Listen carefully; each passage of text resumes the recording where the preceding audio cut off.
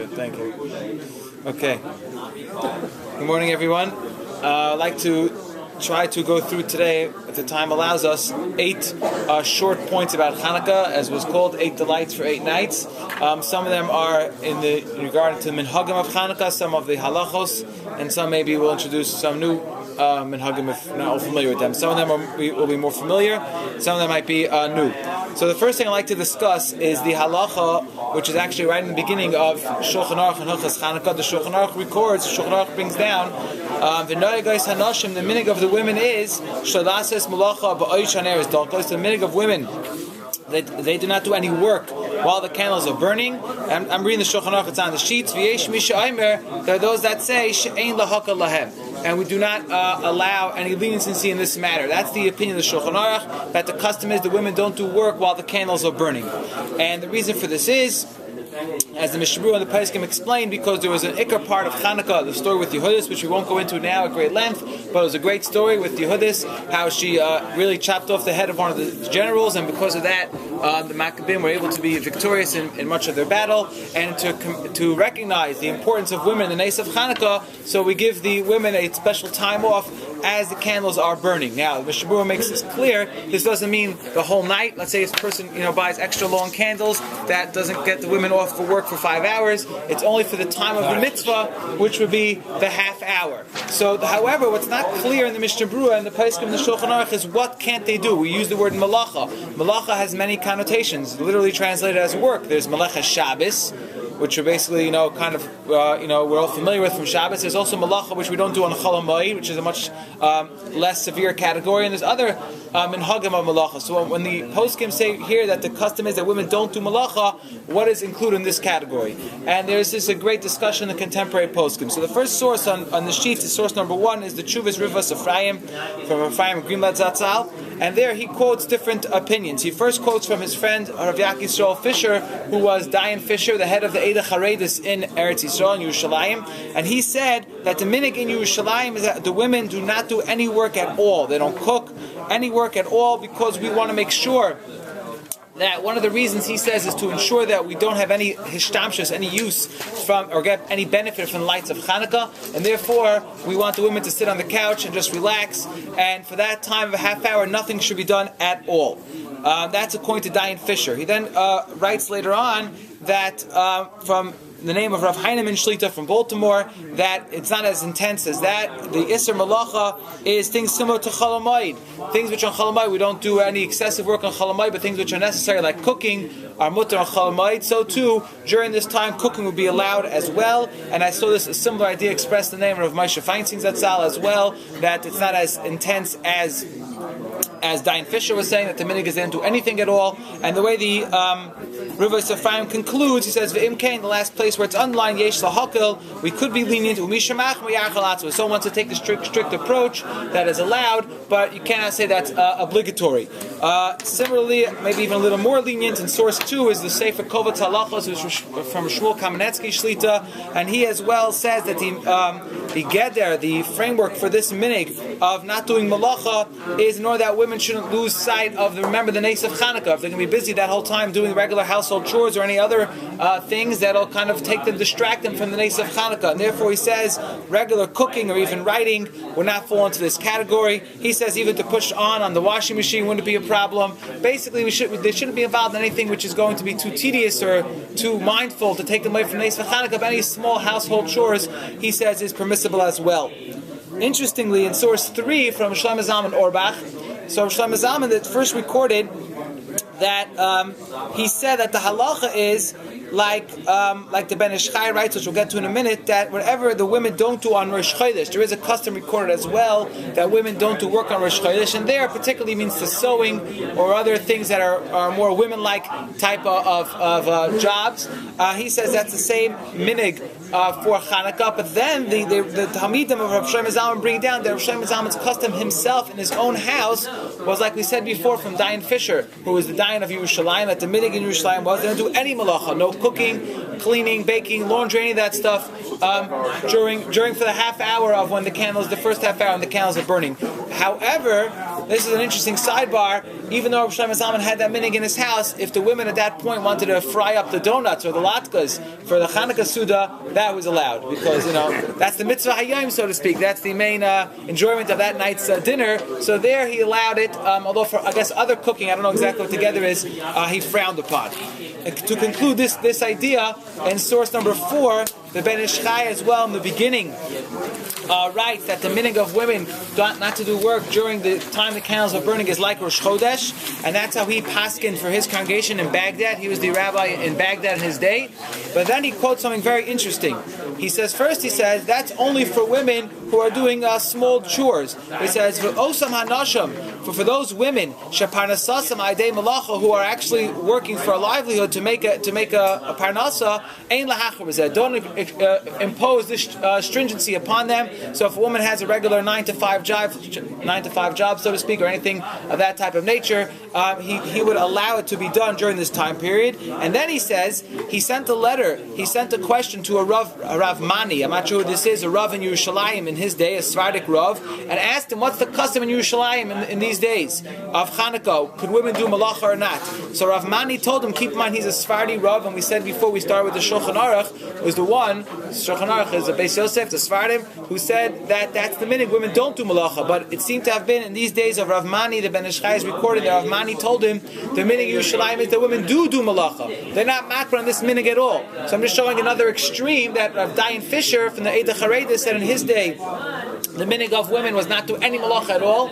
Approximately 100 years before that, the Sephardi Rabbanim in Yerushalayim said the minhag was that women did do malacha, but he added one last point. He said, it's about 3-4 lines on the bottom in source 4. He says, yesh lam kabbalah, the women have a tradition, shem isha nafla b'sakana, if a woman has something, a particular hardship, some danger that's looming over her, tidar neder, she should make a promise, shalasus malacha b'Chanukah, she should not do any work on Chanukah, and that'll be a segula for a tinatzel, she'll be saved from whatever danger is looming over her. So it's a good school to keep in your back pocket. If God forbid a woman has some challenge that during Chanukah, if she's extra strict in this minhag, according to Rav Mani that the Ben Ish Chai is quoting, it's a school for her to be successful whenever she needs. So there's two different reasons. One of them is because you shouldn't be mishtamish lower in there.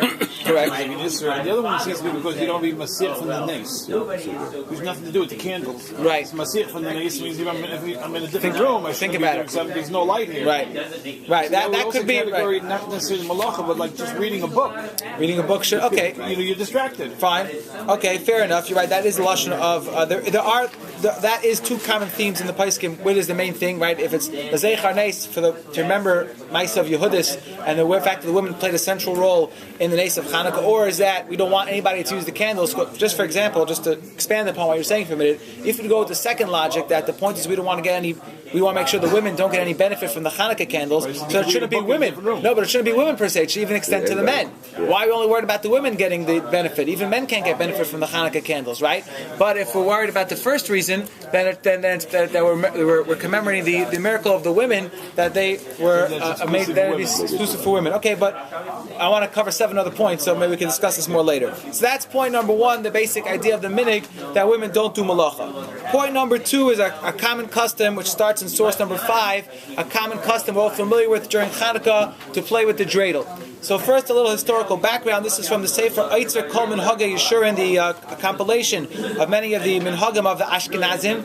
It's interesting that primarily the Ashkenazic sources are the Hasidic ones are the sources for the minhag of dreidel. Seems to be, at least in written, the Sephardim don't seem to have this recorded as a minhag. I don't know what the Sephardim play with on Chanukah, but it doesn't seem to be brought so much in the Sephardic Svarim. But here, this Sefer, he records the basic story many of us are familiar with, that during the Nes of Chanukah, one of the decrees of the Yevanim, as we say in the Alanisim Tefillah, is the Greeks were lahashkicham Torasecha. They wanted to erase from us or stop us from learning Torah. And of course, the Jews can't be separated from the books. They don't want to be stopped learning Torah. So they used to gather in these secret groups to learn Torah. Now, keep in mind, this is before things were written down, so everything was Baal Peh. They were sitting just in a group and discussing Torah thoughts by heart, or with a Chumash or something like that, but they didn't have a whole library like we have today. And anytime there was a threat of some Greeks passing by, they will quickly all whip out of their pocket the dreidels and look like they're just playing a nice fun game. That's the typical source for this minig. It's not recorded though what was written on their dreidels. We know we have Nun Gimel Hey Shin, which we'll get to shortly. Those are letters on the dreidel, but that can only be post the story. That couldn't be during the Nes of Chanukah. What was written on the dreidel? Your guess is as good as mine. I don't know, and I don't know the rules they play with at that time either. But that's the basic source for the minig of dreidel. Although this seems to be primarily a child's game, nonetheless, in source 6, the Tshuvas Divrei Yatziv, which is from the Kloisenberger Rebbe, brings down, he said just very agav, he says by the way, the minig is we play dreidel, and so was the minig by Avoseinu HaKadoshim. It doesn't mean the forefather, doesn't mean Avraham, Yitzchak, and Yaakov. He means the previous great Hasidic masters played with the dreidel as well. On Chanukah, I saw this brought down in other farm as well. It doesn't mean they were busy all 8 days playing dreidel, but they wanted to, at some point, they took out a dreidel on Chanukah to show this is the minig, and it wasn't just a child's game, and we'll get to in a moment maybe some remuzim, some hints to in the dreidel itself. And he just says a little further in that paragraph in source 6, it says, V'yesh lomar, shebizman hayivanim, in the times of the Greeks, people were not able to be most nefesh. It was a very hard time for the Jewish people. Really, they should have went out in full force and said, we're not listening to you. We're going to study Torah even in public open areas. But instead they developed this game to hide what they were doing. It wasn't just for Torah. He says, because also the Greeks, one of the things they decreed against was us practicing Shabbos. So we'd gather for some Shabbos Suda or some Shabbos to get together, or the Bris Milah, or they would gather at a Bris Milah circumcision for a young child as well, which the Greeks decreed against. Says the Kloisenberger Rebbe, at that time also they played dreidel. So we're expanding it not just for Torah, but the point is it existed for all these ways to kind of put a facade or block the Greeks from really catching what we were doing. That's all a little bit of a historical background. But in source 7, the Sefer Tameim and Hagim, he explains an interesting question. You don't really think of it until someone points it out to you. We have the two rabbinic Yom Tovim that we have are Chanukah and Purim. Each one comes with a specific toy, so to speak, associated with it. On Chanukah we have the dreidel, and on Purim we have the grager. Okay, very nice, very cute. We're all familiar with it. But they work differently. The dreidel we spin on top, unless you're spinning it upside down, but typically the dreidel goes on top, and a grager we spin from underneath. Why was that? Why, it's not arbitrary that we have all these minhagim. So why did it come to be that the dreidel we spin on top and the grager we spin from underneath, from the bottom? So the Sefer Tameim and Hagim wants to explain that the B'Chanukah, on the story of Chanukah, lo hoisa his oirus milamata. We don't find in Chazal, they told us that the Klal Yisrael joined together for any anmas tshuva movement, or any anmas tefillah, or tainus, or any fasting, or anything like that. It was all, like we say in Alanisim, HaKadosh Baruch Hu was rafta esrivam, danta estinam. He fought the wars for us. HaKadosh Baruch Hu, so to speak, just jumped straight in. Of course, there were wars, the Maccabim were victorious, but it was 100% purely miraculous. Nothing that we could have done really. Not that we could have done. Nothing that we did as a nation that really showed any type of general big tshuva movement. As opposed to Purim, we know Mordechai decreed 3 days of fast. The Jewish people were fasting, they were davening, all types of things we did down below to arouse HaKadosh Baruch Hu's Rachmanas upon us, and Baruch Hashem, it worked out and we were saved. So Chanukah, we spin the dreidel from on top to show that HaKadosh Baruch Hu, so to speak, just stuck his hand straight down from Shemayim and helped us out. The Isra Usa de la Eila, the help just came straight down from above. As opposed to Purim, we're showing that we first needed to do the actions of the tshuva, tefillah, and tzedakah, Isra Usa de la Tata, from it's what's called in Aramaic, the help from down below. We started down below, and then HaKadosh Baruch Hu, of course, sent us to Yeshua. So just an interesting thing, think about the, if you see someone spinning the dreidel upside down, maybe this Chanukah time he's doing it the wrong way. You got to spin the dreidel only right side up. That's the minig. You're not Yosef. Right, maybe not Yaitza. All right. Perhaps. I don't know. And this comes from this...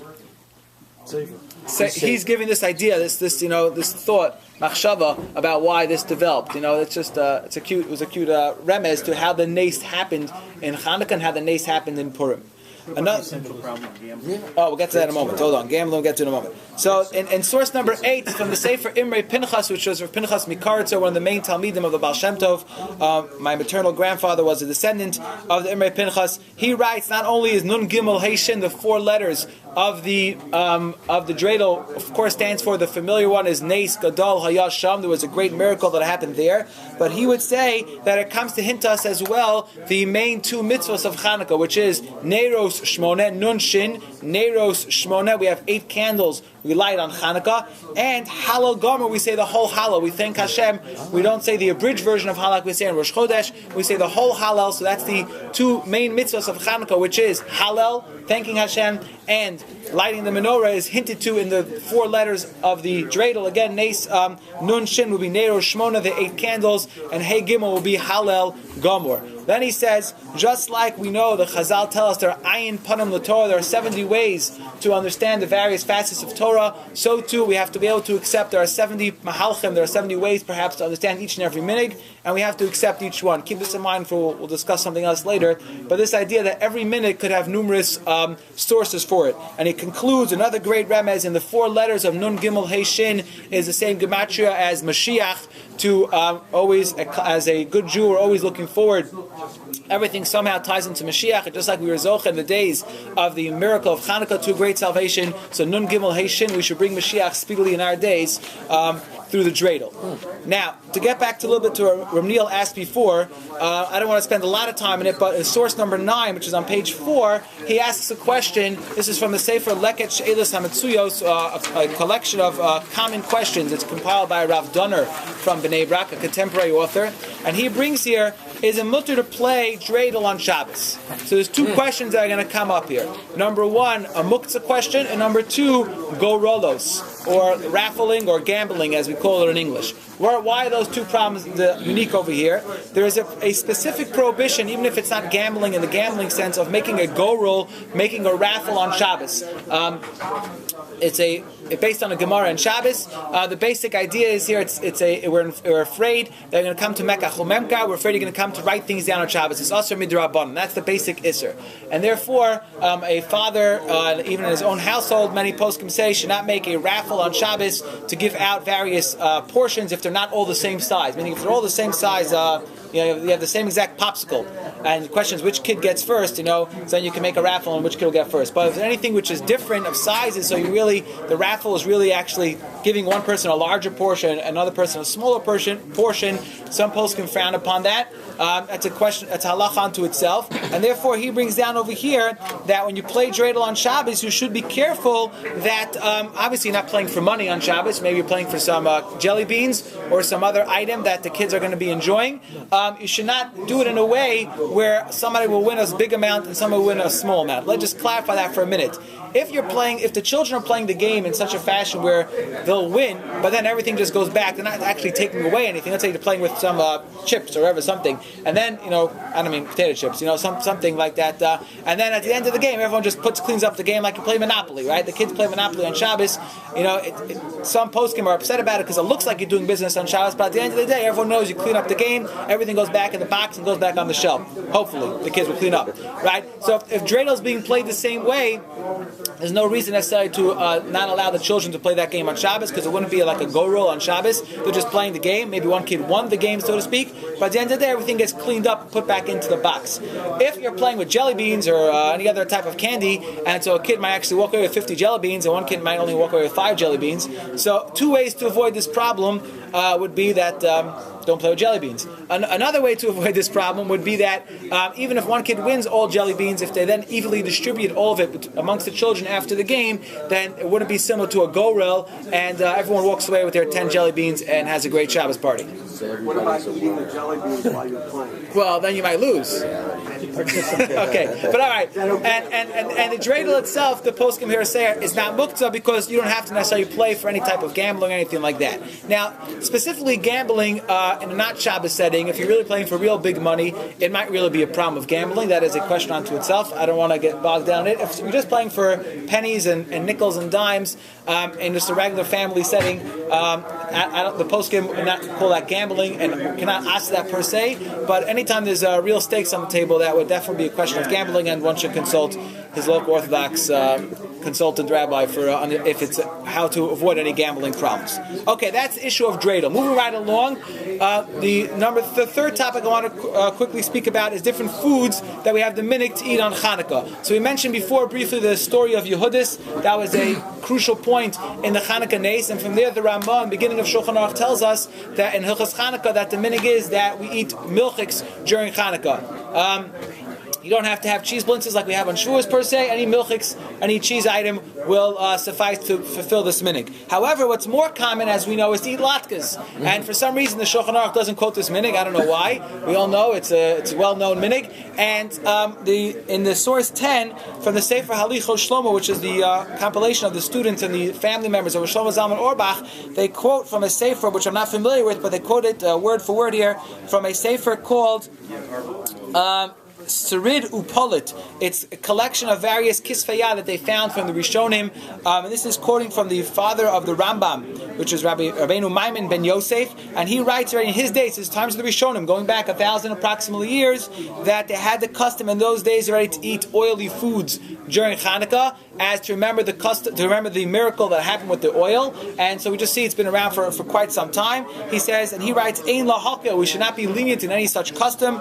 All these customs that develop have a source in them in the Jewish tradition. Al titesh Torah simecha. Pasuk says we should never forsake the Torah of our mother. All that means to teach us is that we should not forsake our minhagim, and therefore there seems to be at least an ancient source, 1,000 plus years at least, that this was already the custom. Rav Shlomo Zalman added, as we know, is common nowadays in Eretz Yisrael for a newer minhag. People eat sufganiyot, eat donuts. How that developed? So Rav Shlomo Zalman suggests that the way the minhag perhaps developed is that because if you eat a sufganiyah, you eat a proper amount, you eat a jelly donut or any type of donut, you'll have to make an alamichya. You'll have to make that special after blessing. In alamichya, part of the nusach is we say va'al mizbachacha. We mentioned the mizbeach of the Beis Hamikdash. Interesting to note, a question on itself, is that in the regular benching, the word mizbeach does not appear. So it says of Shlomo Zalman, we want to make sure specifically say in alamichya during Chanukah, because when the Chashmonaim rededicated the Beis Hamikdash, they were able to be metaher, they purified and they cleaned out the Beis Hamikdash. The mizbeach, which became impure, there was a halachic problem. They weren't sure how to purify it, and they had to be nignaz, they had to put away, they had to bury the mizbeach. They didn't have the original mizbeach after the Nes of Chanukah. So to remember that a certain part of Chanukah we lost the mizbeach, we want to specifically mention the mizbeach on Chanukah. Interesting idea, and therefore, according to Shlomo Zalman, perhaps that's the reason why we have a sufganiyah. It has the oil to represent the oily part of the nes, and we make alamichya, so it reminds us of the mizbeach that after the nes of Chanukah was unfortunately had to be hidden. It was nignaz and could not be used again because it became tamei, and the chacham at that day did not know a proper way how to purify it. In source 11 on page 5, it's an interesting quote. This is from a kuntris, a little booklet that was put out. It's called Halachic Reflections on Chanukah, written by our Mordechai Tendler Shlita. And he just writes there that he was once speaking to his grandfather, Moshe Feinstein Zatzal, and Moshe was not under the impression, I guess he was not familiar with the sources we quoted before, he didn't have it, of that the Rishonim already knew about this minhag of latkes, and he felt that the minhag just became because in Europe they always ate potatoes. That was a staple, that was a regular food of their diet, and in order to make the meal a little more festive on Chanukah, a little change of scenery, so to speak, for Chanukah, the minhag became to make some fancier dish with the potatoes. Instead of just a regular boiled potato, they got some oil, they fried it up, made it a little more tasty. So it was a significance of showing something special. We're eating a different food because we're having a special meal now for Chanukah, but not necessarily you have to use a lot of oil. The oily part of it is not the significant part of it. It's the special fact that there was a different change of what we typically serve to show a chashivas for the day. And like we said before, just like every part of Torah has 70 ways to explain it, so too every minhag has multiple ways to explain it. And therefore, this could be another understanding, a simple understanding of just to show a little more chashivas, importance to the meal, and instead of serving the plain old potatoes, we made it a little more sophisticated. So just take us one step further. Now we're living in America, 2016. We're Baruch Hashem much more way beyond potatoes. So we got to figure out some other type of exciting new food, and that's why perhaps nowadays the market is flooded with all types of kosher candies and stuff, special Chanuka cookies and shapes and candies and all types of things. It's because we got to be Makayim this minig in every way and have something special for Chanuka, especially Chanuka coins. That's a special minig as well. Okay, the source number 4, get back a little more to halacha, not source number 4, but Inyan number 4, the fourth topic we can discuss today, which is in source number 12, is a question. There's a famous question of the Beis Yosef, which we will not be discussing. Of course, the famous question of the Beis Yosef is why is Chanukah is 8 days if the miracle really only was 7 days? That's a great question. I would like to ask another question, which is not as popular. Why don't we have a 9th day of Chanukah? Every other Yom Tif, Shavuos, Pesach, Sukkot, we have another day because Sveika Dioma. We're in Chutz La'aretz. We have an extra day of Yom Tif because we're in doubt when exactly the right date is. We should have another day of Chanukah. Why don't we find it? There's plenty of time to notify everybody because it's the 21st of the month. Yeah, that's Okay, perhaps. However, the Minchas Chinuch suggests that there is a 9th day of Chanukah. Nowadays, we don't have it. But he says the Minchas Chinuch in source number 12, I'm not going to read the whole thing inside, in the days when they were Mekadesh al Pi Re'iyah and they had to send the foot soldiers out, although you're right, they had plenty of time, but keep in mind, Chanukah is the winter. I don't know what the weather was like back then, but I can assume that the winter was similar to what we have today, and could be the road conditions were more treacherous than they were Pesach time, and therefore it could be the shluchim, the messengers of Beis Din, had a hard time traveling. They couldn't get to the far-flung Jewish communities in those days, and therefore Minchas Chinuch suggests that in the days when they were Mekadesh al Pi Re'iyah, when they had witnesses come and sanctify the new moon, giving testimony, they actually had a 9th day of Chanukah in Chutz La'aretz. However, nowadays that we are bucky, we are knowledgeable in the ways of the calendar, and the only reason why we keep a Sveika Dioma, a day of Yom Tif extra by the other Yom Tovim, is because that was the minig, and it's a D'Oraisa Yom Tif, so we're going to be machmer only in D'Oraisa Yom Tovim. But in D'Rabbanan Yom Tovim, Minchas Chinuch suggests we not be machmer nowadays, and therefore, as we're all familiar, we do not have the custom today of having a 9th day of Chanukah. But according to Minchas Chinuch, it's a chiddush that there used to be in some communities a 9th day of Chanukah. I'm sure the silversmiths were happy because then they can add an extra candelabra onto the menorah and they'll get to make a couple extra dollars, a little more expensive menorah. In source 13, the Pri Chadash as well deals with this question, and he suggests, different than the Minchas Chinuch, he says there was never a time where there was a Sveikat Yom on Chanukah. He says, number one, perhaps, since the whole Chanukah is rabbinic, so Rabbanan were never matriachas, even in a time of when they were Mekadesh al Pi Re'iyah, when they sanctified the new moon with witnesses, they would never impose upon the people to have an extra day because it's only rabbinic in nature. Or he says they specifically wanted to have 8 days of Chanukah because 8 days represents the 8 days of the bris, and one of the things the Greeks wanted to eradicate from the Jewish people was the bris milah, so specifically they kept the 8 days of Chanukah. Or he says because we wanted to make sure everyone knew that the miracle only lasted for this block of time. If people are going to be celebrating Chanukah for 9 days, it'll be confusing for people how long the miracle actually went for. Okay, so the Pri Chadash is obviously arguing this idea of the Minchas Chinuch and saying they never had 9 days of Chanukah, it was always only 8 days. In source 13 on page 6, it's from the Sefer Birchas Yaivitz, which is from David Cohen Shlita of Brooklyn, and the last paragraph there he says, first of all, if you're going to go with this idea of the Minchas Chinuch, that there was 9 days of Chanukah, how would you do the custom of Mahadra Min HaMahadra? We're familiar that our custom is that we do Chanukah candles in the best way possible. Every day we add another candle. So how would you do it? You would have to have 2 separate menorahs. The first night, I would light 1 menorah and 1 candle. Fine. The second night, I should have to light 1 menorah with 1 candle and 1 menorah with 2 candles, because maybe tonight's the first night and maybe tonight's the second night, etc. The third night I should light 1 menorah with 2 candles and 1 menorah with 3 candles. It would just be very confusing how many menorahs you would light. And then he suggests that there's actually an interesting question by Sfira Sa'omer. Why by Sfira Sa'omer don't we have Sveikat Yoma as well? And there's a tshuva from the Dvar of Ram, where we're being Zeraya from the Sugya in Bava Metzia, that we do never, anytime you have to count something, we can't tell you to count misafik. If you're counting something, it has to be a defined number. The quantity has to be defined. So if we have to count Sfira Sa'omer misafik, we're not counting anything because it's just, is it this or is it that? That's not defined. So too when it comes to Chanukah, for counting the days of the miracle, it always has to be a defined number, and therefore, it says the Rav David Cohen Shlita, that will come out, if everything has to be defined, you would not be able to light 2 menorahs. You'd only be able to do 1 candle every night. Because again, the Iker mitzvah of Chanukah is like one candle every night. We are machmir, like the Gemara says, we do mahadrim and a mahadrim, and we add 1, 2, 3, etc. But the main mitzvah is one candle every night.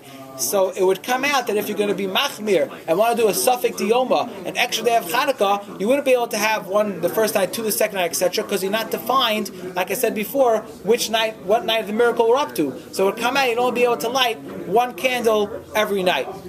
Okay, we'll discuss this more later. So the Shabbos is one candle, and then the first candle is the second candle. So actually the first night.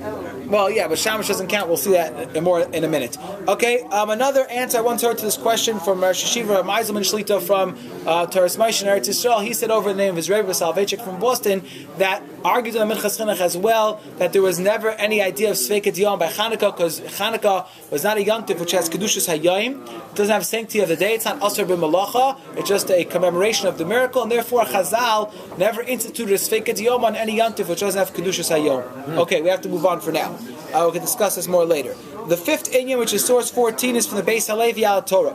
There is a halacha that the Gemara paskins, it's a machlokus, but the Gemara paskins that on Chanukah, kavsa ein zakik lo. If the candle goes out, we do not have to relight it. Just to clarify, the halacha there is, if I light my Chanukah menorah properly, everything is set up, the proper wicks, the proper oil, everything is good in the right place. And then something happens out of my control, my kids come and they blow it out, a wind gust come, the menorah falls, whatever happens and it goes out. So the Gemara paskins and the Shulchan Aruch paskins, kafsa, if it goes out, ein zakik lo, I'm not responsible to relight it. The mitzvah is the lighting, as long as everything was set up properly. If it goes out, I've fulfilled my obligation.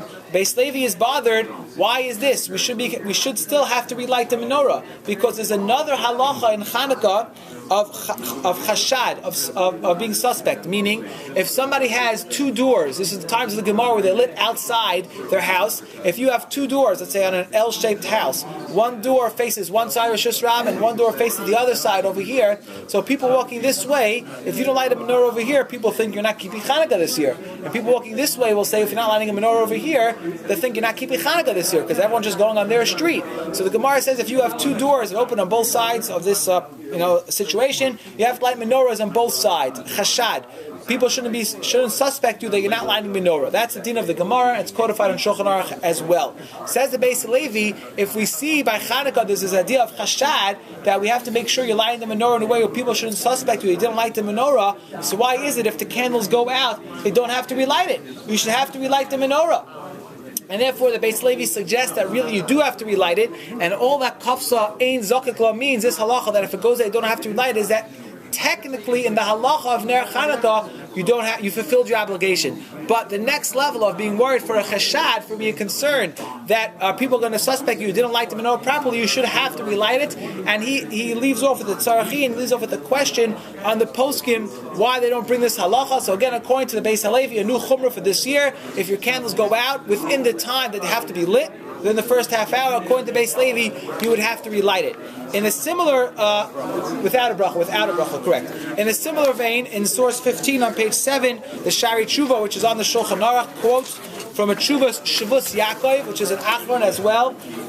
He was bothered with this question as well, and he doesn't go as far as the Beis Levi to say you have to relight the menorah. He just says that you should make sure to leave your menorah in public view, the cups and the oil and the wicks there, even if you don't relight it, so people can see that you lit it, there was a menorah there, and for that reason it went out, and you didn't relight it, because Allah is not obligated to relight it. But you shouldn't clean up your menorah right away, because then people might suspect you. So he's similar to the Beis Levi in that the fact he's concerned that we should make sure people don't suspect you of not lighting the menorah, but it doesn't actually make you relight it. He just suffices if you leave the menorah as is with the candles or the oil cups and the wicks in place. What's the source for this chashad business? Chashad is a Gemara, and it's in Shulchan Aruch as well, that a person has to light and make sure, in the case, let's say, the house of two doors, to make sure that people both ways see it. Nowadays, we light indoors, so it's machlokus aposkim. Can't discuss everything all right now, whether or not we have to be concerned for this as well, but in Eretz Yisrael, where many people still have the custom to light outside,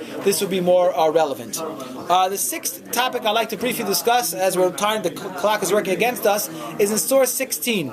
We're all familiar with what we brought up shortly before about the halacha of a shamish. We light, whatever night we're up to, the third night of Chanukah, we light 3 candles and 1 extra candle for a shamish. The point of the shamish, as we know, the poskim tell us, the Gemara tells us, is that since it's forbidden to get hana, any benefit benefit from the Hanukkah candles. We can't use it for personal benefit. We light a shamish, another helper candle, so that if we want to get any benefit from the candles, we're not getting it from the Hanukkah candles, rather we're getting it from the shamish. The obvious question here is, who are we fooling? The first night, okay, it's not so bad. You have one candle, one shamish. But let's fast forward to the fourth night for a minute. You have 4 candles, and you have one measly shamish. So I say, well, it's a good thing I lit the shamish, because this way if I'm sitting in my living room and I want to read the newspaper, I have the shamish on. Hello, you're getting so much light from the 4 other candles. You're benefiting so much from the Hanukkah candles. How can it be that one shamish will suffice for to, so to speak, take care of this problem of using the shamish candle? This question was asked by Halachas Ketanis, which is a early Achron, quoted by the Shari Tshuva in source 16 in the Shulchan Aruch. So he's bothered by his question. He gives certain answers. I don't have time to discuss them right now. But in source 17, it's from the students of Rav Moshe Feinstein Zatzal. They suggest, although Rav Moshe Feinstein never said this, but they suggest that Rav Moshe Feinstein held this to be a problem, and therefore Rav Moshe Feinstein was careful to always leave the electric lights on in his room. Let's say he lit in his wherever he lit in his living room, wherever it was. He always made sure to leave those lights on, so in case he was sitting in the room afterwards, and he wouldn't get any benefit at all from the Hanukkah candles. He's getting benefit from the fluorescents or whatever incandescent bulbs or his before LED lights, or whatever lights he had in his house. He would get a benefit from them and would avoid to get any benefit at all from the shamish. In a similar vein, in source 18 and 19 from the Ben Ish Chai and from the Sefer Kav HaYashar, they discuss at length Alpi Kabbalah. There are some very serious concerns if a person gets benefit even from the shamish light, or at least benefit in a way of degrading, meaning if someone's going to read something not Jewish oriented, or the Kav HaYashar talks about someone's playing carton, someone's playing cards, even by light of the shamish will be inappropriate. So they're discussing here the not getting benefit from the Hanukkah candles, but doing anything degrading, anything out of bizayon, even by light of the shamish will be a problem. Pi Kabbalah. Speak to local Orthodox Kabbalists for understand this halacha. I'm just telling you what it says here, that al pi Kabbalah it's a problem. 2 last points I want to wrap up with. That dia number 7 is the famous minhag that all the children often remind the parents of before Chanukah, is the chiyuv of Chanukah geld, of Chanukah, to give Chanukah money. I'm not talking about the chocolate coins, or we're talking about real money. So what is the source for this minhag? So some say that this doesn't need a source. This is minhag Yisrael Torah. All customs don't have to have a source. This is the way it always was, and we have to keep it. But Rav Dava Cohen Shlita from Brooklyn in a sefer suggests 2 sources for this custom. Number 1, he says that the Magen Avram in the Shulchan Aruch in the beginning of Hilchos Chanukah brings down that the young people who were poor, the minhag was during the beginning of Chanukah, they would go around collecting by the doors in order that they have sufficient funds for whatever they needed for Chanukah. So he says, in order not to embarrass anybody who doesn't have money, the minhag became we proactively go ahead and give out extra money on Chanukah, so in order that people shouldn't have to feel embarrassed to come ask. So we're proactively avoiding that by making sure our children or anybody has adequate funds for Chanukah. That's one suggestion, he says. Further, he says it's just like we know before Pesach, the minhag is we give out ma'is chitim, and that to make sure people have sufficient money to buy what they need for Pesach. The idea of Pesach as well is the pirsum hanes, the 4 cups of wine we drink by the Pesach Seder, and the matzahs to remember the whole story of Yetzias Mitzrayim. So too now when it comes to Chanukah, it's the idea of pirsum hanes. We want to make sure everyone has it's a similar idea. We want to make sure everyone has what they need for pirsum hanes. We should make sure to be lavish and give out people the money that they need in order that everyone could have sufficient funds for whatever they need for Chanukah. Based on these 2 sources, it would seem that it's more appropriate to give money than presents, but we know every family can follow their own custom. One last point I want to end off with, the 8th point. I didn't put down the sources here, ran out of space already. The 8th idea would be connected to the 8th day of Chanukah. The 8th day of Chanukah is often referred to in Svarim as Zois Chanukah. As we lane, that's the last day of Chanukah, and we lane that's the way the laning begins as well on the 8th day of Chanukah. So the Svarim HaKadoshim all speak about this idea of Zois Chanukah, it's a heilig day. And they're very busy trying to find what's the source that Zois Chanukah is so heilig that it's like the Chasima, it's like the end of the whole Yom Noraim period ends by Chanukah. So first I want to share a cute story I saw once. There was a simple Hasidic Yid who lived in a shtetl somewhere, and he would always, every year, davening Rosh Hashanah, Yom Kippur, he was always bothered. The Chazan is singing Unesana Taikif, and he's doing such a beautiful job, and he's saying all the words, and all of a sudden he says, Oymi B'Chanika. And he's always worried. What does Chanukah have to do with davening and Rosh Hashanah and Kippur? He never understood why all of a sudden in the middle of an Asana Taikif to Chazan sing Yumi B'Chanika. What does Chanukah have to do with anything about Rosh Hashanah and Kippur? Until one year he went to the Rebbe's Tish on Chanukah and he heard the Rebbe dashing about Zois, Chanukah, how the Heilige Tog for Chanukah is the Chasima from Rosh Hashanah and Kippur, and he said, he goes over to the Rebbe and he says, now I understand why in Asana Taikif we say Umi B'Chanika. Alright, that's the Chassidish story. But I saw if we brought down the name of Yosef Chaim Zonnefeld, who is not particularly Chassidish, he brings down a source for this. The idea is that the Gemara, the end of Baba Kama, those who just learned Daf Yomi, end of Baba Kama, the Gemara there tells us that if a person, there's a malva and a loiva, a lender and a borrower, and if the lender comes to the borrower and says, where's the cash, pay up, and he says, I'm out of money, and they go to Bezdin says, you have 90 days to pay up. After 90 days, they write a shtar, which is called the Adrachta and Ichsaya, that now the lender is allowed to go down to the estate of the borrower and extract anything which he could get, any collateral he can get as payment for his loan. So you see from this Gemara, says Yosef Chaim Zonnefeld, that 90 days from the Din Torah is how long Bezin will give for a person to pay up. Rosh Hashanah is 90 days before Zois Chanukah. Zois Chanukah is 90 days from Rosh Hashanah. So HaKadosh Baruch Hu, so to speak, is giving us the 90 days we have now to ship up and shape up, I should say, to fix ourselves up for these 90 days. And this is the Zois Chanukah will be the culmination of Rosh Hashanah. And with that, I want to conclude as well. The Gemara tells us Haragul B'Ner, the Gemara in Chav Gimel Beis in Shabbos tells us Haragul B'Ner, someone who's careful with the Neris of Chanukah. Rashi explains Havelon Bon of Talmidei Chacham. So as far as bring down as well that in Zois Chanukah is a particularly specific time for a person to daven for. If he wasn't zeichet to have children, he could be davening that day, or someone who has a family to daven for the success of his family with the schus of Chanukah, Haragul B'Ner, he'll have Bon of Talmidei Chacham. We shall be zeichet to fulfill the days of Chanukah properly and be zeichet to the area of Mashiach.